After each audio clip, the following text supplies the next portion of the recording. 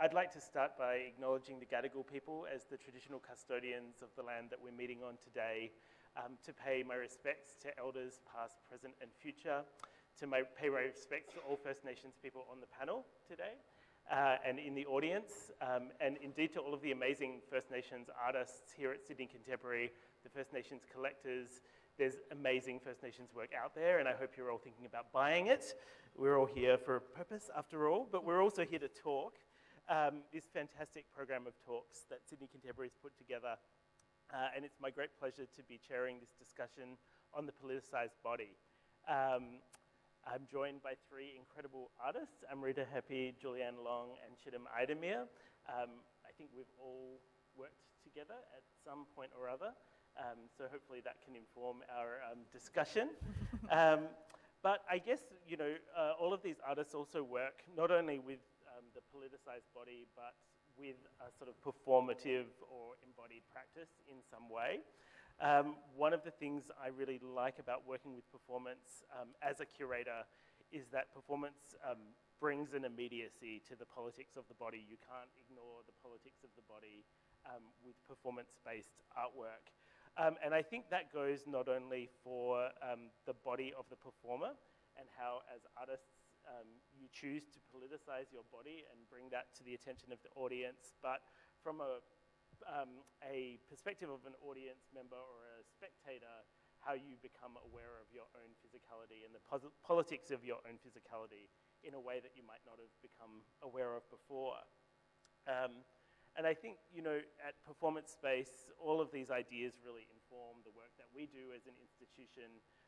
We sort of have quite an upfront curatorial policy about privileging perspectives from First Nations artists, feminist practitioners, queer communities, artists of color, artists who are extending our idea of the body with experiments in new technologies.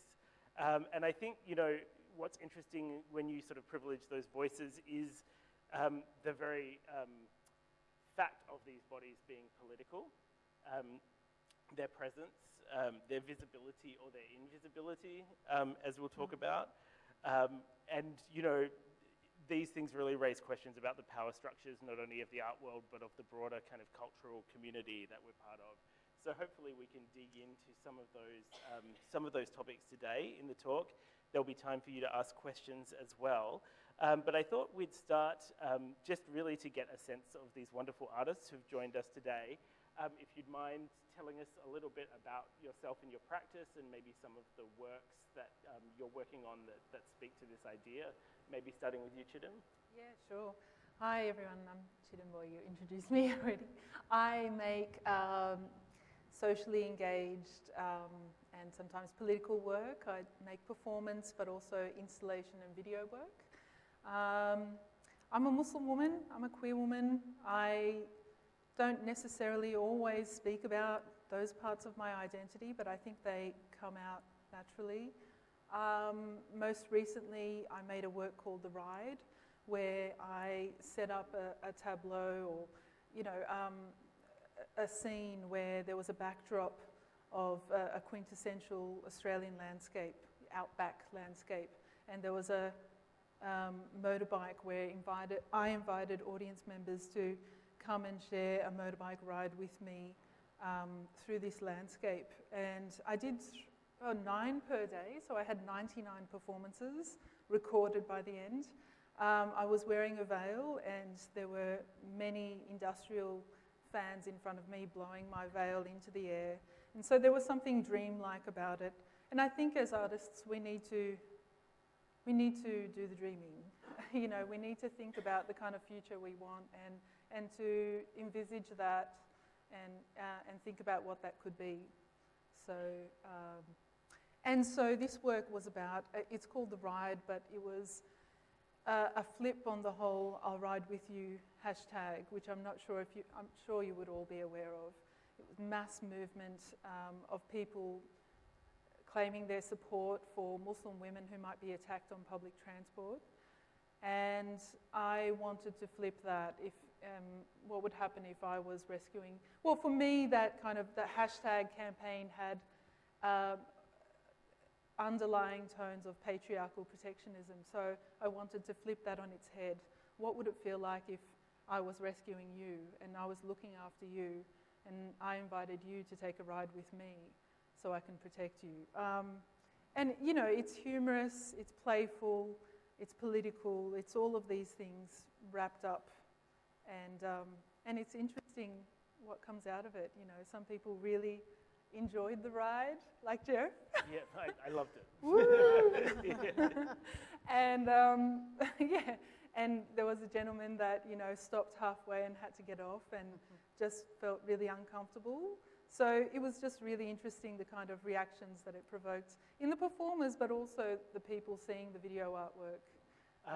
And one of the really interesting, actually, aspects of this performance, there's a slide up here, is the actual incredible proximity of your body to the audience. It's like there's a real intimacy that you set up here, which kind of like forces people to take a position about, you know, the politics of this situation. Yeah, absolutely. I give people a choice. You know, you can hold me on my waist or my shoulders, or you can not hold at all, and that's fine. But yeah, it opens up, it invites them to be creative as part of the performance as well. And yeah, some people choose to really stand back and some people get really involved in it. But I think it's challenging, you know, no one's probably done that with a Muslim woman before. And I want to expand the possibilities of what can be done, what kind of interactions we can have. Great. Maybe just sort of in the interest of moving on and introducing before we dig a little bit deeper, Julianne, so you're involved in the Performance Contemporary program this year. We've worked together for many years, and we'll talk a little bit about your particular performance at Sydney Contemporary, but maybe if you'd just like to make a few remarks about your practice. Okay. So I suppose my background is dance, and of course if you think of the dancing body, the dancing female body, the young, lithe, energetic, doing extreme technical feat, dazzling feats, that's everything I'm not anymore. I used to be. But so my relationship to the work I make now and my practice, and I kind of feel a bit fraudulent because I feel like I don't really have a practice, even though it's always going on, but I don't have a regular physical practice, which I, of course, used to have. And I suppose now my interest is in representation of the middle-aged female body in a performance context, but also in relationship to my everyday and the ordinariness of my body and the everyday that I situate myself, and kind of being relatable to other, specifically females of a certain age. The other thing I think about my practice is, someone said to me a couple of years ago, you know, you've really got to take yourself more seriously. And I was like, oh my God, just because you make people laugh, it doesn't mean you're not taking yourself seriously. So comedy and dance and comedy and, you know, bodies, female bodies, is, you might have found this too, is kind of, there's a lot of tension there. And that's something that I'm interested in.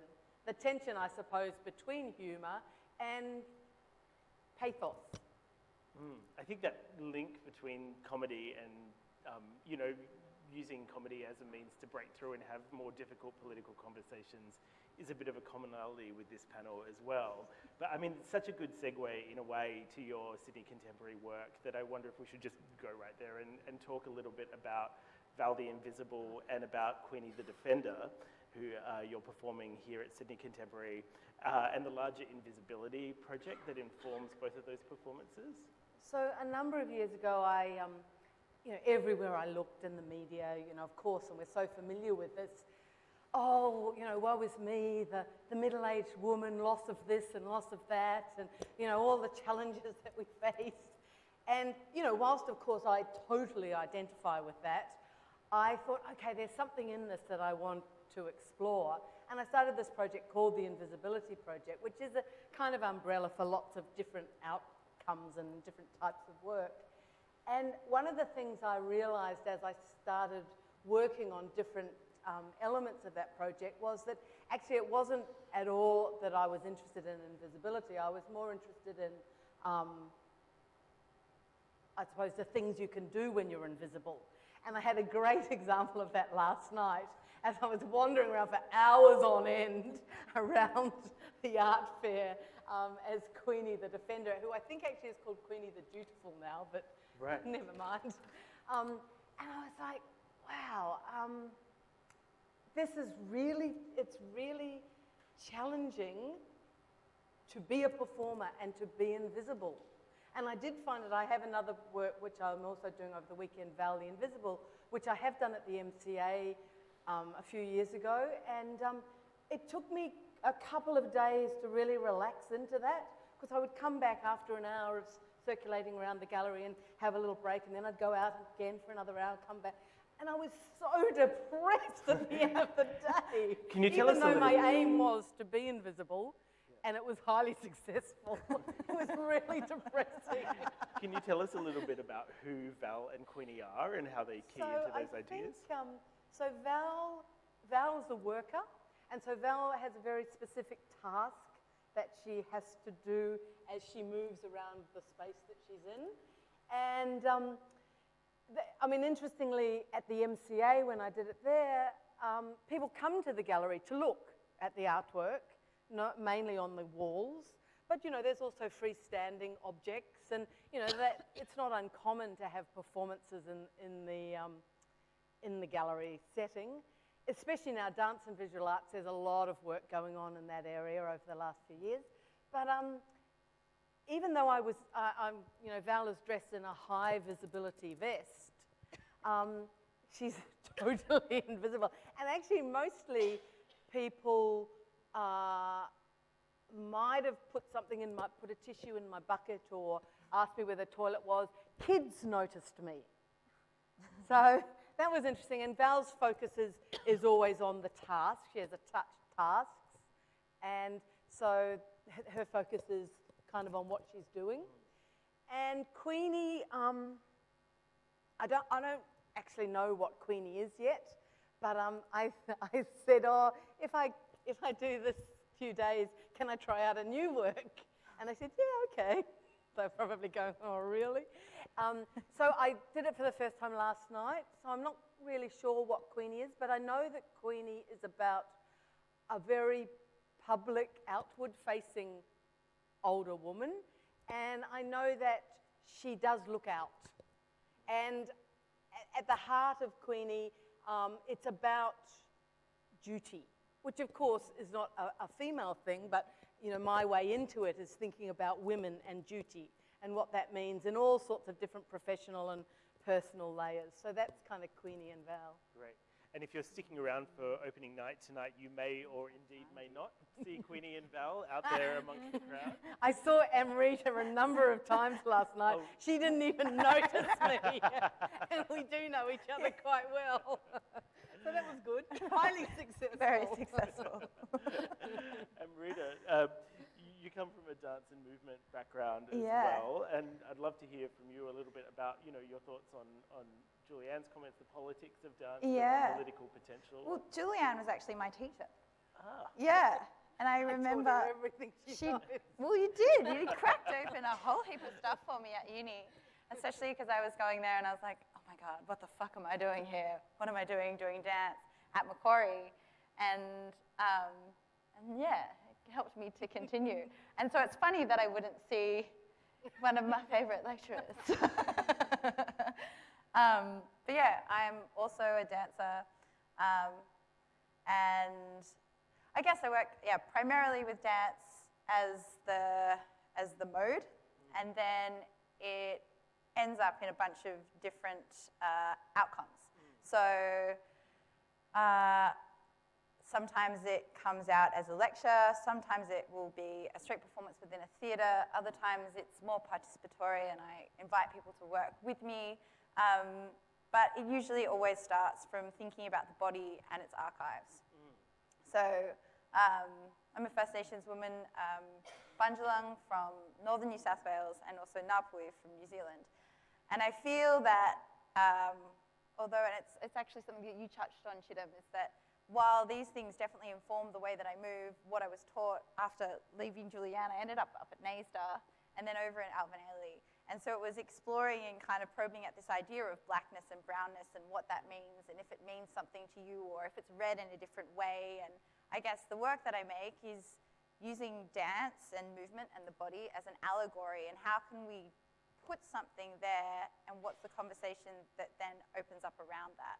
So never to force feed somebody into thinking that, like, you know, this is the authentic kind of dance. I mean, I don't know what that would mean. And I think there is, like, I really like to explore in my work this dilemma around authenticity. Like, what does that look like? Especially, you know, going into things as a First Nations woman. It's funny, I was talking to a curator over in America for a performance that I was doing, and they were like, so will you need a sand circle? And I was like, no. They're like, will there be any smoke? And I was like, no. They're like, are you going to paint up? And I was like, no. No. They're like, so what are you going to do? And I was like, I'm going to do a performance, and we'll be using an inflatable, and yes, oh, okay. Some paintings on the inflatable? No. So it is really funny, these automatic assumptions that we make about how it is that we're viewing dance and how we're contextualizing dance in different ways. I think last year I worked with Sydney Contemporary to make a performance which, yeah, and I think there is, as Julianne was saying, there seems to be a lot of crossover at the moment. I feel like in the past, I mean, I feel like it's been happening for ages, but dance within gallery spaces is being reinvigorated. Yeah.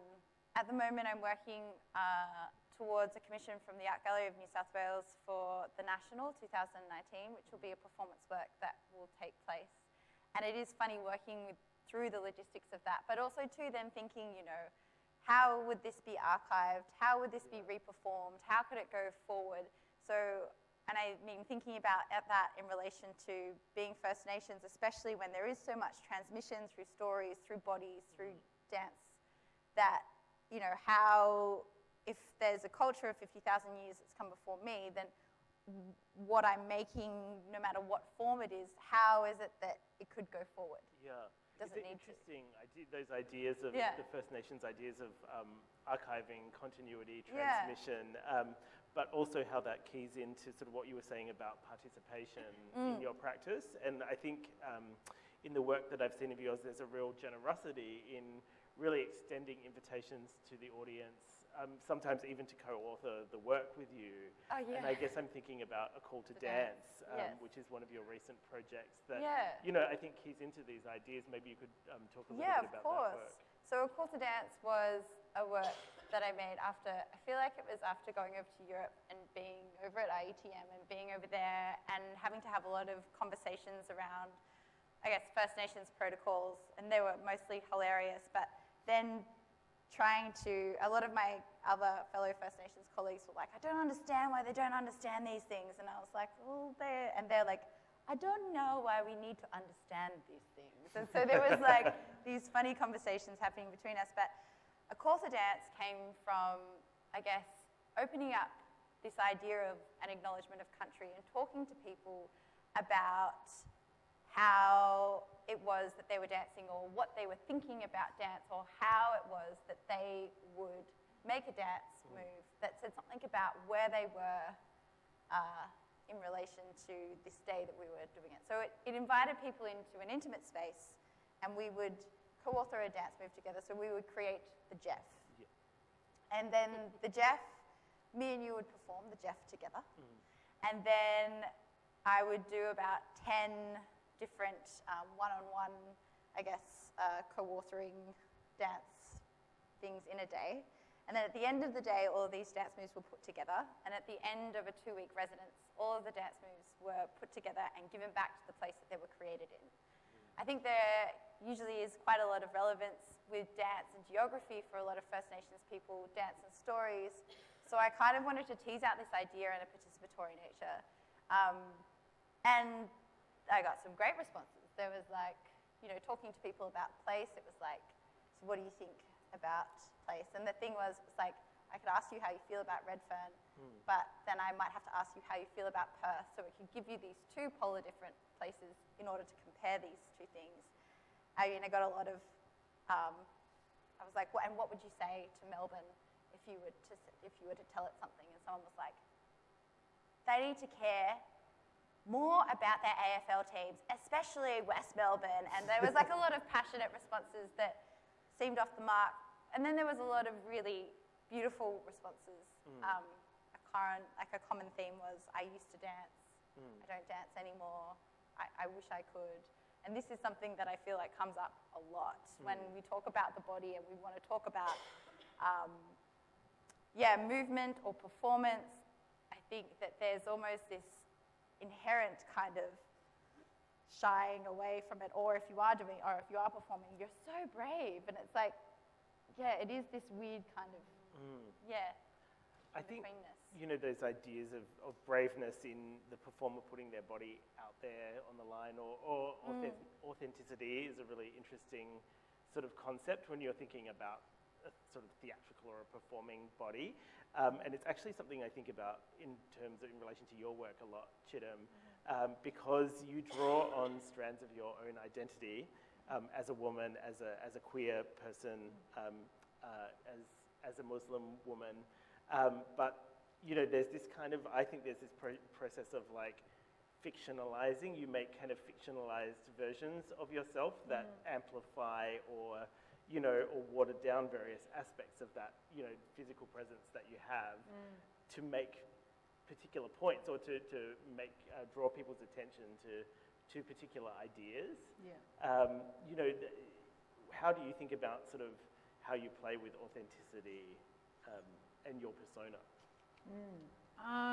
Well, I was just going to say that it also responds to space as well, because I think space kind of constructs who we are just as much as we try to exert who we are, to the space we live in. But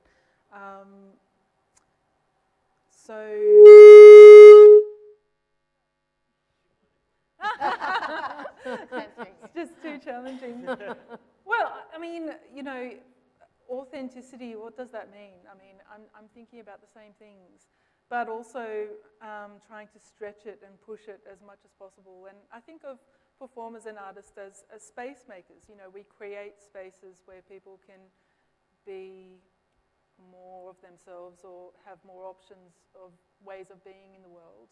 So I'm testing ground, and I'm testing place as well. I'm testing reactions. And sometimes that's really risky, and sometimes that's funny. But people feel really uncomfortable about it. I mean, it's interesting, the idea of space that you raised, and we're talking about, the body as a political agent, but I think, you're right in that sort of space is always so loaded as well. And I'm wondering if any of you as artists or as performers have ever been in a situation where the politics of the space that you were working in were super problematic, where you had to negotiate against a space.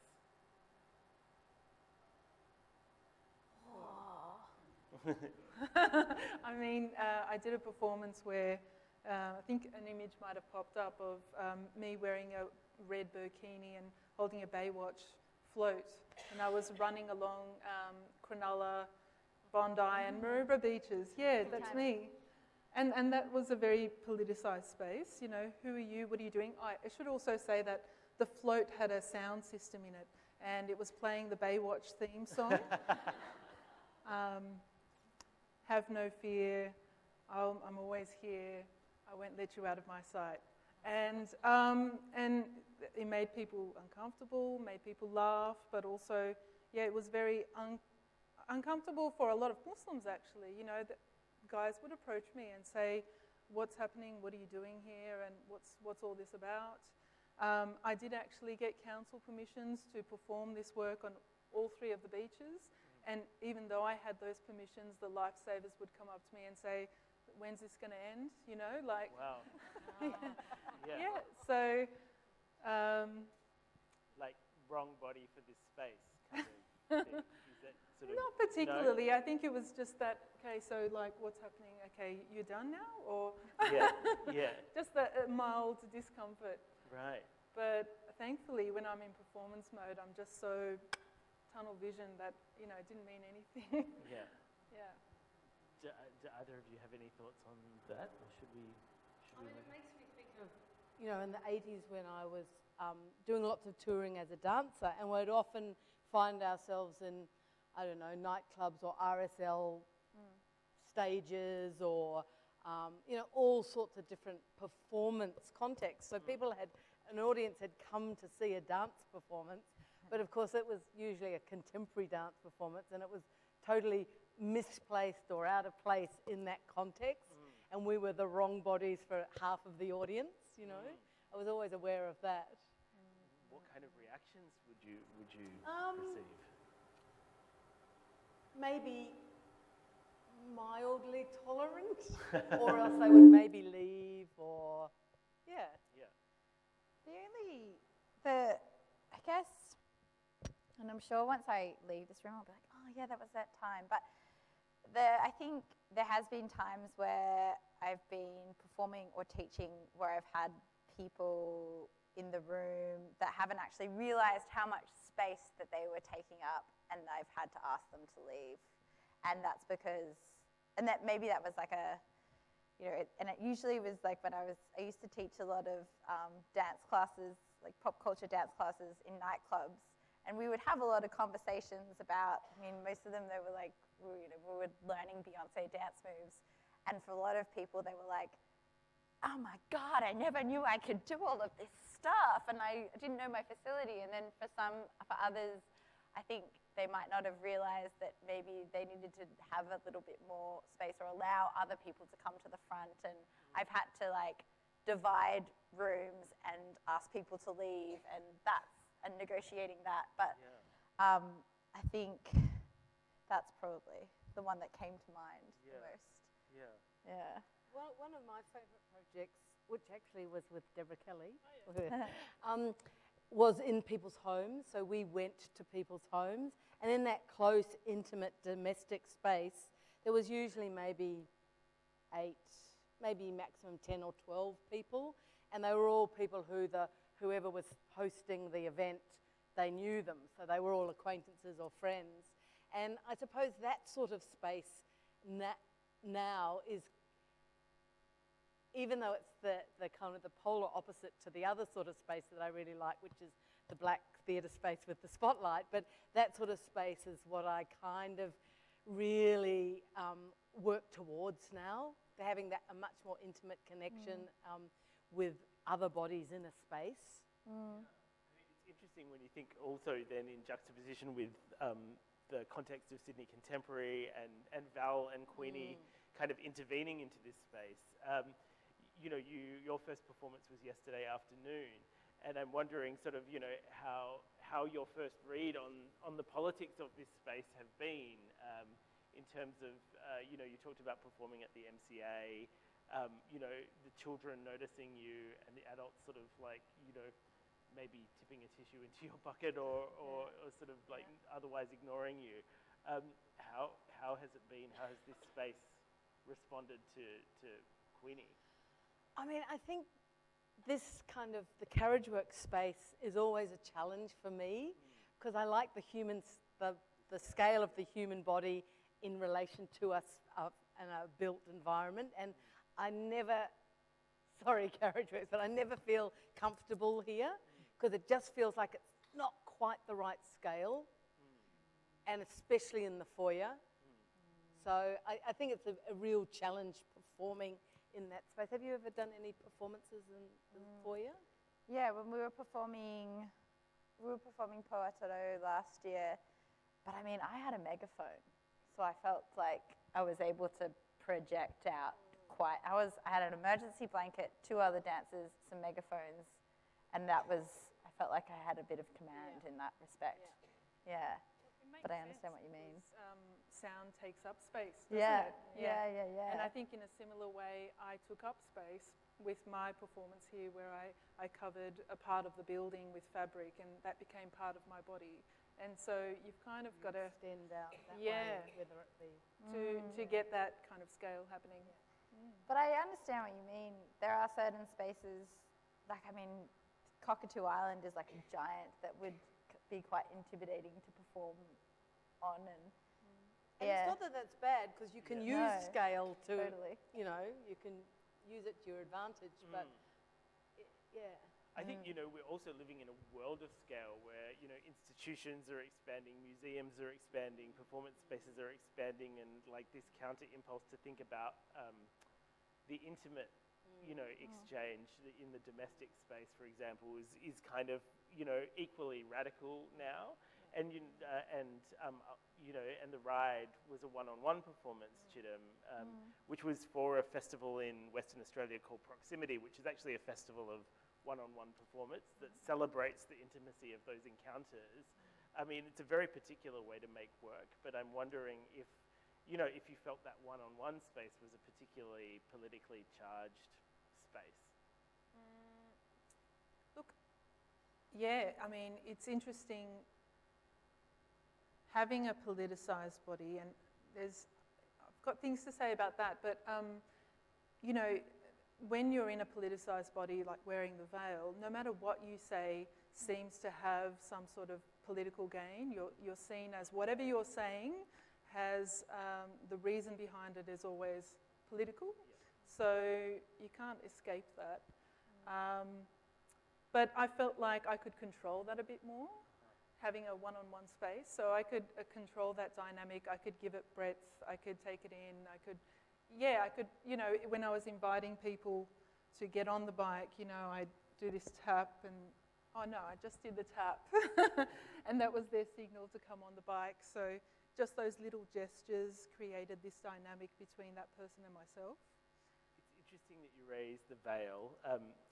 We've been really naughty. We're meant to be talking about politicized bodies, and I feel like we've been talking about politicized spaces. So let's just go back to the body for a minute. Because I was going to raise the veil as a sort of device that you use in a lot of your performances, and thinking about how accessories, costumes, garments can enhance the body, you know, politicize it in particular ways. And, you know, the veil is really one of the recurring motifs in your work. So can you maybe like talk a little bit about that? Sure. Yeah. Look, it's not actually a device. It's something that I feel most comfortable in. It's a way of me asserting my Muslimness and owning that. When I was I wore this veil when I was in Year 4, and I took it off when I started uni. So, I mean, that's a large part of my formative years, and the way I think of myself, the way I thought of myself as a teenager was always veiled. And so, you know, the way I envisaged my future as a kid was always veiled. And so it's almost like I'm doing a service to my younger self by allowing myself to be in this body, to be in the veiled body, and to be making performance art. So it's not something, oh, should I wear the veil? Yeah, I'll wear the veil this time. It just doesn't happen like that. But yeah, it's also about, you know, it's interesting you talk about invisibility, because, gosh, I know what it's like to be invisible. Because you go, when I wore the veil, it was highly politicized, you know, to the point where anything you utter has so much weight. And then to suddenly be non-politicized, to have this privilege, to have this mobility, to go through spaces, to not be seen, which is a great thing that you can play with, but it's also something that holds you back because you feel like no one's seeing who you are truly. So, yeah, it's important for certain people living on the margins to be able to assert themselves, to assert their place in society as well. I think one of the works that we've also seen a slide of that really is a very sort of playful commentary on that is What If I Curl My Veil, which we commissioned for Day for Night a couple of years ago, the image of Cigdem with the hairdryer. Do you want to tell us a little bit about that work? The hairdryer or the curling? But maybe both, because they were sort of connected. Yeah, sure, okay. So I had a veil on, and I was blowing a hairdryer across my head, and around me there were a whole bunch of fans which you didn't see. So the video was about this big, and you know, this veil was undulating and billowing all around me. And I put the video in reverse so it looked like the veil had a life of its own. But for me, that was about, you know, taking a spin on the whole, when you take off the veil, it's really weird. People start congratulating you. You know, I knew you could do it, Cigdem. You're a strong woman. And, you know, it was this idea that, you know, by taking the veil off, you should have this shampoo commercial type experience. And it just wasn't like that, you know. It just wasn't like that at all. So for me, it was, you know, yeah, just playing on that idea with the veil and moving my body with the veil. So, and what if I curl my veil was about, well, what can I do? You know, people are always asking, do you shower with the veil? Do you go to bed with the veil? And, you know, you keep having to ask these questions and you don't want to be rude and say, no, you know, fuck off. So you just end up, but, you know, it's just really absurd. So I thought, you know, how can I make this absurdity visible? And so I did this 4-hour performance where I had a very, very long veil and very gradually put the whole veil into tiny little curlers. And, you know, I really enjoyed that. I mean, there was something really beautiful about it as well. Yeah, they were really wonderful performances. It also brings to mind your work with inflatables for me, Amrita, because you've made also a series of work over the last few years where, you know, you use inflatables almost as an extension of the body. Yeah. So when we were talking about controlling space, I think there were so many times, and I'm sure that we can all relate to this, where you're having to shrink yourself to move through a space, or maybe you're needing to expand yourself further than you thought you could. And I think that through different phases of my life, there's felt this kind of like corporeal restrictions in some way, shape, or form, and how could I control the space bigger than myself? And so the answer was inflatables. And so I made 2 works with inflatables. One was called The Occupation, that was at Art Central, Hong Kong. And it was an inflatable that was this big white inflatable, actually. And it could wrap around my body, inflate and deflate. And I didn't actually get the chance, because I guess it's quite loud, but my initial intention was to be able to move through different spaces in the art fair while wearing this inflatable, which they were like, you cannot go through the art fair with that inflatable. I am sorry, which I understand. But it meant that I could get close to people, but also too that I had this controlling thing that I could extend myself, and also to make myself smaller, where I could go with this. And then there was This May Not Protect You, which was a giant inflatable that was maybe the size of the seating bench here, which was a collaboration with Prue Stent and Honey Long, who really work with a lot of amorphous female forms. So we wanted to kind of bring something to life. And the great thing about the inflatable was it kind of felt like you were inside of this almost womb-like object, and you could really control the space around you to kind of cut the space in half, bring the space bigger, pull down the walls if you wanted to.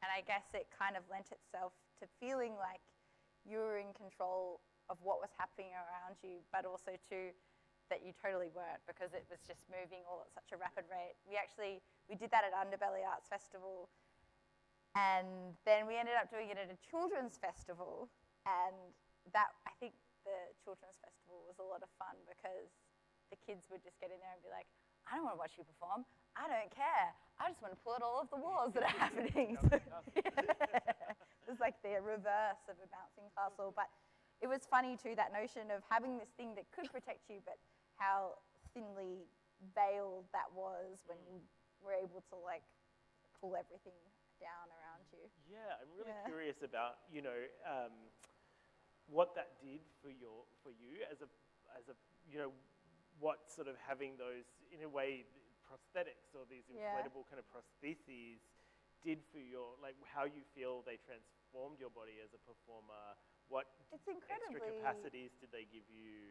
It's incredibly powerful. I think, you know, you always have a sense of command in kind of, I guess in a theatre, there's this sense of command because you're inviting people to come in to sit down, and then that is, as soon as they're sitting down, that's the relationship is very clear. But then when you're inviting people into a space where the roof could fall down, there's almost this maybe, and I know that that might sound a little bit sadistic, but it's not meant to, there's almost this kind of, it feels really, really powerful, but also too, because you're playing with the elements of what's happening outside of that, I guess it feels like there's a lot of risk at the same time. So yeah, it feels, I guess, almost vulnerable because you're bigger than your body, but almost powerful because you're bigger than your body. Yeah. And that also reminds me of the conversation that we were just having outside about Queenie and Val, and this sort of line with clothing and costume where, the intention is not to be hyper-theatrical and really visible, but it is about transforming your physicality as well. Do you want to tell us just about sort of where that line sits for you and why it's so important not to fall on either side of it? Yeah. I mean, what I was thinking actually when you're talking about the veil, I was just thinking my kind of way of thinking about being congratulated about the way you engage with your body or your space. So, as a dancer, is being congratulated for, decades on taking up less space, losing weight. Oh, you get congratulated because that's a good thing. And so once you take up more space, that is where the kind of the tension comes. And say, for example, last night when I did this little piece, Queenie, last night, and I had never actually put on the costume altogether. And I came out and I said, Jeff, can you come and have a look? And it was still daylight, and it was incredibly theatrical. And I was like, I don't think I'll go out there, because it's a little bit more than what I am, but not much. No one noticed. But it was like that, for me, the image of the body in its silhouette, in its kind of form, is really important for everything I make. And sometimes, I mean, I kind of offhandedly laugh it off, but sometimes that's where I start. And it's not that I'm not interested in creating a character. But it often is read like that because that's something people can hold on to. Yeah. And, as a dancer, you're meant to take up more space and eat the space and move through space. But what I'm interested in now is not doing that. So, maybe as the body takes up more space, you don't need to take up as much space with the movement and the gestures and the virtuosity and And then, when the aim then is to slip under the radar, or where it's addressing ideas of invisibility and in fact that the performance might be invisible, what are you hoping for in terms of, how you affect not only the crowd but the environment around you? I mean, I think at the moment I'm really kind of questioning, so what's the point of this project, the Invisibility Project? Like, it was clear when I was doing the very kind of direct interactions in people's homes, and those sort of performance parties were very clear what they were about. But, and then, I did a solo show in a theatre, so people came and sat and watched for an hour, and that was very clear what that transaction is. But I'm a bit bewildered about what the purpose of these other things are that I'm doing at the moment, and I'm like, I'm hoping that it'll just click and I'll know what the purpose is. But I think, I mean, I know what the purpose is, but I'm thinking there's something I'm trying to find out, and I don't know it yet. But I think it's equal. Performance is often an experiment, and I think all of your work, to some extent, could be seen as social experiments in some way. Setting up a particular kind of social situation that, in a way, is beyond your control, as it always is with performance, and seeing how it plays out. And therein lies the sort of impact. It is funny though, the kind of the expecting transaction of what a performance could be when it is you're coming to see it, like what the audience is expecting, what you're going to give, what is the trade-off if I show up? What am I getting out of this? Am I going to be moved? Are you going to be moved? Is this all for you? What do I like, it is funny negotiating those transactions as a maker, as a performer. Yeah. I had a couple of really funny moments last night where one moment I went to that floor, that sort of psychedelic-y floor where they have a couple of invigilators making sure no one walks on it. And the woman said to me, the invigilator who I stood next to, she said, "Oh, there's going to be a performance here tomorrow, the Sydney Dance Company." And I was like, interesting. I thought, that's great. And then another time I was walking past and I heard someone say, "Oh, I'm looking for Julianne Long." So, you know, I had a couple of little moments, performative sort of moments where I was like, yeah, when you don't signpost a performance, that's interesting. Wonderful, if a tree falls in the forest. Yeah. Julianne Long perform. We have about 10 minutes left, and I'm wondering if, I think we've got a roving mic, I'm wondering if anyone in the audience has any questions for our panelists. Yeah. My question is about a word that, Jeff, you used at the very, very beginning, introducing the conversation, immediacy. So we've been discussing the politicized body, the body that becomes politicized when you wear something or when you do something. But the body is already politicized long before we even are able to call it the body. So I was wondering how you live that, how it comes into your work before you decide how to exaggerate it or what aspects to bring to the fore. Immediacy and the body remediated. You're all using codes, very specific, the body codified, through dance or through age or through religion or through, you know, sexuality. But what is the body already politicized? How do you feel immediacy when you perform? I think maybe actually the performance leaves the politics at the door because there's everything that's happening in the day-to-day life around the body, around the limitations of the body, around the lived experience of the body. So maybe in actually enacting this performance, it's less maybe about this body under the duress of what's happening around it in its day-to-day life, so much as, I think it's happening all the time, and it's happening as a process, not just in the physical, but also to like within our thoughts about the body. And so maybe, and I'm not speaking for everyone on this panel, but maybe it is when we are performing that if the politics of my body, which are very apparent in transactions in everyday life, happen all around me, maybe it is when I am performing that this is the time where, while the politics are present, I can leave it and I can step into something else for the first time. And I think for me, that's where the politicized body comes into it. It's like the work that happens around the performance. And although there are definitely times when I think you do put your body totally on the line in a performance, especially within like these proximities, but maybe it is, I think it happens around and it leads to the head that is the performance. I think in some cases it makes you realize why it's politicized to begin, or how it's politicized, and sometimes that could be a bit obfuscating, you know. You're feeling these things, you feel awkward, something's not right, you can't really put your finger on it, and then you make this performance and you think, that's what it is, you know, it's that power dynamic, it's about this. So it helps you understand how your body is politicized internally, the way you see your body, and by changing the way you see your body, I think other people are able to see their bodies differently as well. The dreaming that you mentioned at the beginning. What about the dreaming? Yeah, a touchstone for it. Are there any other questions?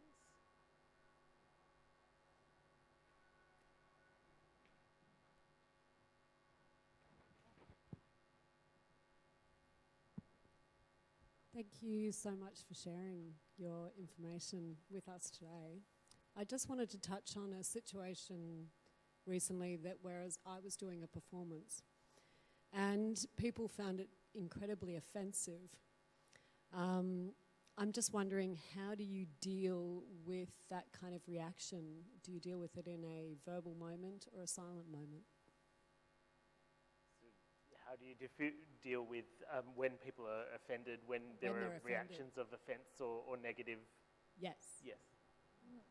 Can I ask how people showed their offence? Because I mean, usually I feel like when people are offended, I've had different experiences, but it's either been like within a conversation or it's been in critique afterwards. But yeah, how? It was actually during. So I was wearing a full bodysuit, like a scientist's white bodysuit. Yeah. And all I had was my underwear underneath. And I was handing out milk rings off milk bottles. Yeah. And they found it extremely offensive that I would hand them that as opposed to cheese and biscuits. So they decided to attack. Yeah. I think for me, the only times where I've felt that is when I've been naked.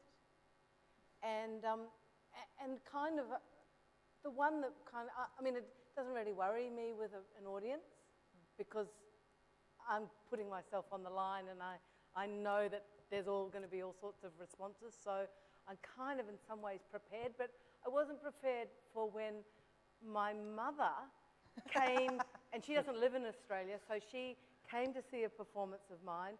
She talked about it afterwards, and she was interested in knowing what it was all about. And then another year or two later, she came to see something else. And afterwards, she said, I was really pleased you didn't take your clothes off. and that was a really confronting for me, because I didn't for a moment think that she had been bothered by it. Yeah. But I was like really a bit shaken by that. Yeah. Whereas if an audience member said that to me, I would be able to have a conversation pretty easily about it.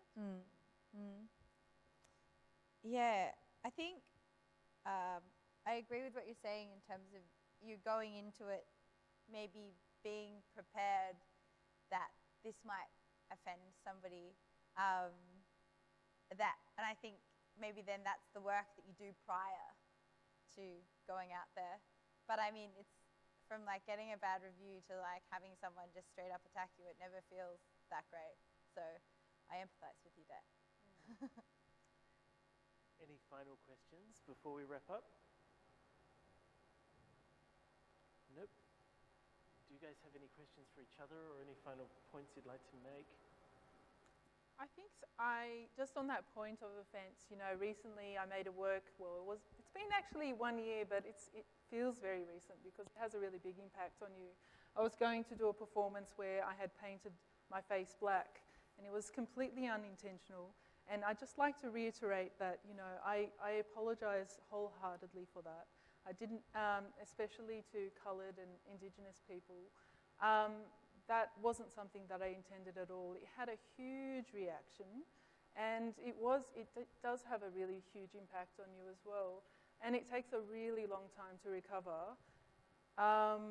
So these kinds of things, and it's probably nothing to do with the nakedness, but I think it's important. I think it took me time to realise this, that sometimes, especially racialised trauma goes back generations. It's so huge, and it's understanding the hugeness, the grandness of that helps you put things into perspective. Because it was just completely something that went over my head, and people are still angry. There are a lot of artists that say, you should have known, and why didn't you do this, and you should have done that, and you should have done this, and I just don't have answers to that. But it's through understanding the nature of racialized trauma that I've been able to deal with that. So if someone else was to go through that situation, I'd say, look after your side of the street, apologize, do what you need to do, and then kind of just look after yourself, duck for cover, because you're going to get a lot of hate. And I wouldn't have it any other way either. I wouldn't necessarily say that people shouldn't have that reaction, but that it's going to happen and it needs to happen. I think it's a great point, because we've been talking about, our experiences of our bodies, how they inform our work, but in fact, our bodies aren't, capitalism tells us that we are individual subjects and our bodies are property and they're our property, but in fact our bodies are connected to generations of other bodies through family, through country, through race, through tradition, and you know, that's part of the power, I think, of performance in sort of making us more aware of those connections. And I think that's come through in all of the examples of the work you've talked about, that it's never just our body, it's our body is a collective body, and that body is the political body. So wouldn't you know it, we found the politicized body at the end of the talk. I think we probably need to wrap up for time because there's another talk at 5:30. But will you join me in thanking our panelists for their amazing insights?